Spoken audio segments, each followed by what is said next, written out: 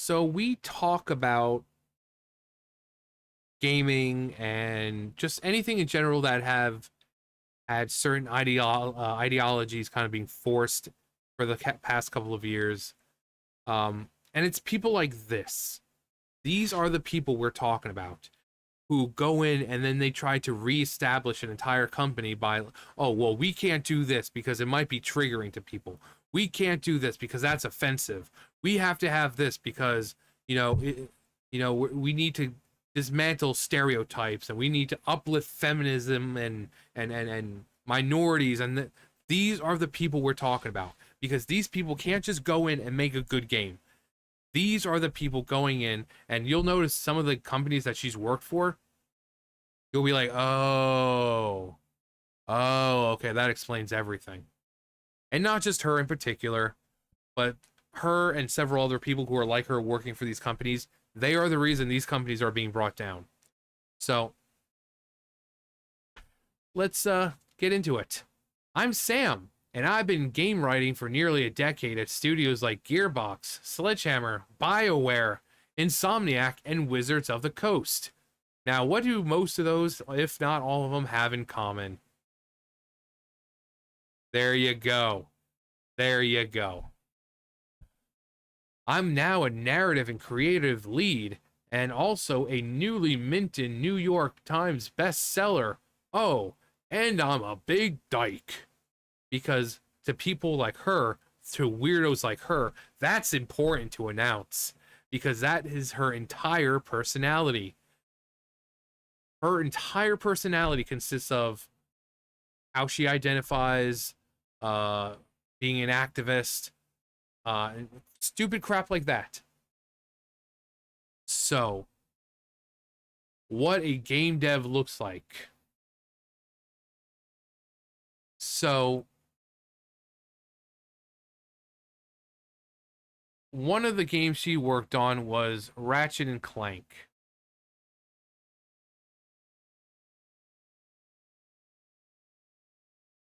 So, this character right here, Rivet, this is her final design. And you could say it doesn't look that bad. You know, it's supposed to be female. You can't really tell it's a female. You have her to thank for that. You want to see the original design? So, actually, for context, so she was fighting tooth and nail. Had to explain emails of why we should take the boobs and makeup off Rivet. So, strong, powerful character who's feminine. She wants to remove the chest and makeup from. So, you want to see this original design? Here's her original design. I know. And then here's concept and almost finalization of the what we got. So we went from a really badass looking character. I personally like this one. I think the color scheme's a lot better. It's more simplistic, but I do like the scarf over just the vest. But I think the colors work a lot better with this one. But also the goggles. The goggles are really cool. Now there might be a way of combining these two. Um, but yeah, we have this feminine. She's got a chest, but she's got the very feminine eyes. She's got very feminine features. And then we get this, which eventually becomes this. All because she wanted to take the femininity away from a character. Man, she sure saved us, didn't she? She sure saved us. We could have been looking at a slightly attractive animalistic character, but no. Thank to this woman. Thank this woman that she took those titties and makeup away from us. Just dodged a bullet with that one. But yeah, she's worked with Insomniac, Wizards of the Coast, and especially Wizards of the Coast with Magic and Dungeons and Dragons, the last couple of years, you've seen them kind of make stupid decisions of, toning down certain character, species or removing species because, oh, they might be offensive to some people. Well, it's people like her that you can thank. It's people like her that you can thank. Um, Also, this is her writing in action. And we know it's her because, again, she's all about feminism. I hope your memory be sharp. Girls in respectable positions.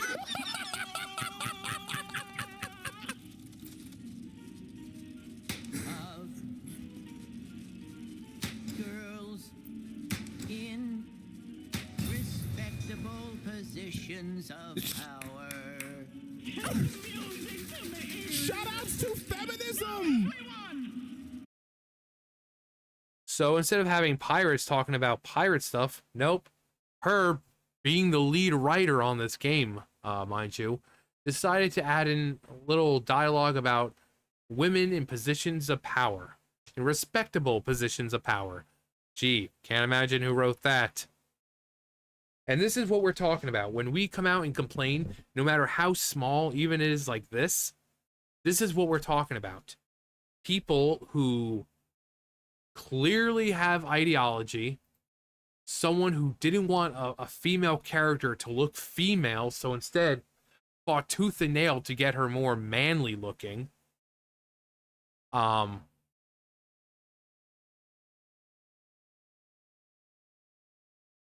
it was at her book.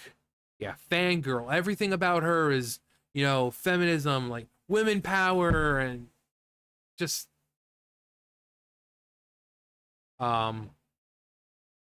or supporting freaking drag kings.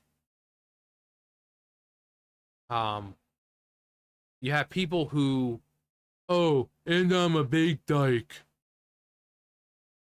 This is what we're talking about. People like her get into these spaces and then destroy it from the inside out because it's like, oh, well, we can't have these characters because they're offensive. We can't do those because people might be triggered by it. We can't have that kind of story because people might have had to survive going through that kind of ordeal and it might be triggering to them. We need to have more representation of underutilized and underrepresented minorities. These are the people who are doing this. Gaming has been around since the 70s, consoles, and we have had a good almost 50 years of gaming. And then all of a sudden, just a couple years ago, people like this decide, we're just going to invade the space now. Now's the time. Rise up, Tumblr addicts and Redditors and all these other people.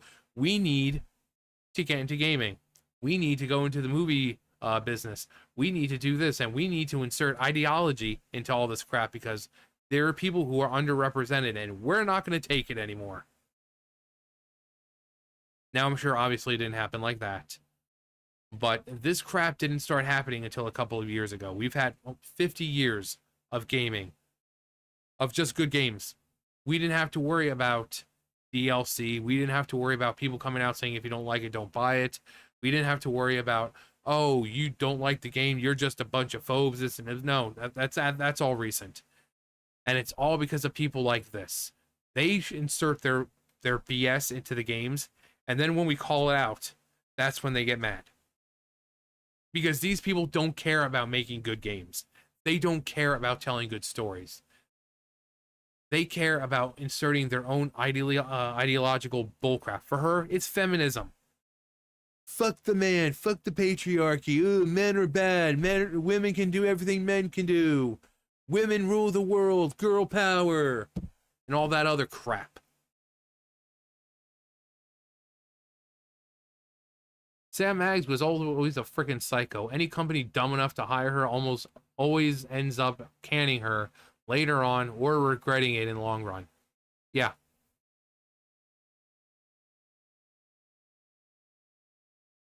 Yeah. It's people like this that we're talking about. And this is just one example. I've already shown numerous examples while talking about, reading the articles. I'll be like, oh yeah, let's go check out the person's Twitter or something. But she's been making her rounds lately because of this, shot right here. They can't help themselves. They stuck this one into Alan Wake. Probably SBI's doing. The story. My life, my family is just part of a book. Another white asshole. White asshole. White asshole. Deciding what I get to do, how I get to do it. Another white asshole. He took my daughter from me. I'll never be free of this story from him. He used her. Why did she have to bring race into it? Because they can't help themselves. Because they can't help themselves. This is the state of gaming now. Because of whoever wrote this, of Sweet Baby Inc. and any other company like that, of people like this, these activists, and people have been saying for ages now, get the activists out of these companies. They are ruining these companies. Ubisoft, EA, all these places, these companies that have been around for decades are now going down because of the activists invading it. Because these people care more about writing stuff, pandering to certain communities and minorities than they are worried about making a good freaking game with good story. It's because of them. And then when we call out, we're the phobes, isms.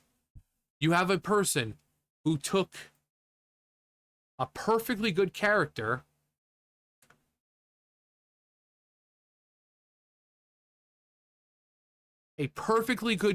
design and had to ruin it because, oh no, she has boobies.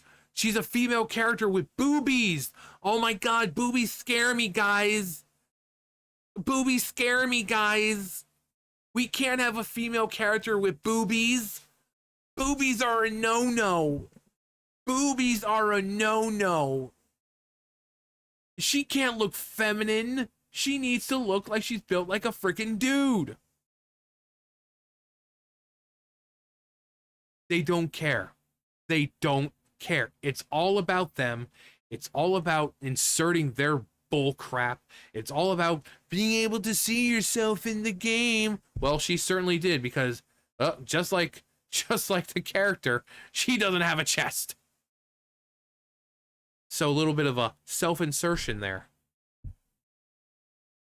So they don't care. They don't care about you. They don't care about the story. They don't care about these IPs. They don't care about these companies. They don't care about these franchises. All they care about is them seeing this as a way to push their fucking activism. That's all they care about, is getting their message out there. And again, for her, it's feminism. Feminism. Down with the patriarchy, man. Women are just as good as men. Girl power. Women rule the world. And all the other crap. And how she identifies is like, oh, no, I'm a big dyke. No one introduces himself like that. Only freaking weirdos like them. Only weirdos like them. Yeah, my name is Sam Maggs. My pronouns are she, they, and I'm a big dyke. Okay. What? So, these are the people we're talking about. When we talk about the gaming companies being ruined, it only takes a few people. It doesn't have to be everyone. It doesn't have to be everyone. It just takes one, just a tiniest little thing from the inside. And that's just like, that sets all of it. And then even when they leave, it's just that time bomb. It's still going. It could explode while they're there, or it can explode afterwards. But they're there and boom, it's set. And it's only a matter of time. Only a matter of time. Because they don't care about anything else apart from themselves and their own freaking agenda. And that is why companies like Ubisoft, EA, BioWare, Insomniac, Wizards of the Coast, You know, these movie company, the movies that are coming out, they're bombing. It's because of people like them. But we call it out, and we're the bad people because, you know, who wants a good product nowadays, especially in today's economy? You most likely don't have a lot of money to just piss away. So when you go see a movie or you buy a game or something, you want it to be good. But who cares about that? Let's just piss away $50, $60, $70 on a game that's not good. You know, who cares? Who freaking cares? Money grows on trees, right? But it's them. People like that who are doing it. People like that. But we're the bad ones for calling it out. We're the bad ones for wanting to see games go back to just being games that are fun to play and are a way to escape reality for a little bit. Nope. Everything's got to have real life stuff inserted into it. Anyway, that's going to do it for me. You guys know the drill. I'll see you guys later. Bye, guys.